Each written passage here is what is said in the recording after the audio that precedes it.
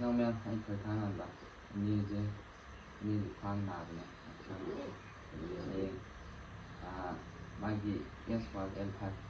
em thôi đó cái này này đồ như gì em changes lấy lên rồi như là cái này gì đây là mà nó biết không làm gì rồi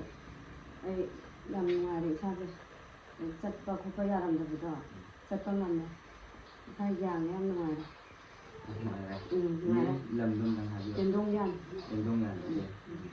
nên dòng nên như này thì phải từ quan á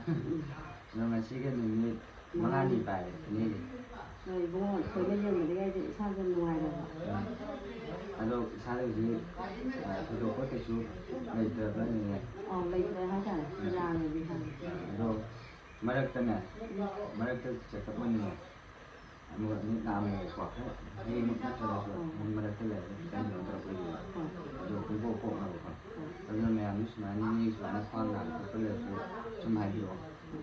rồi mà làm chỗ là phiếu thuế mà ăn cả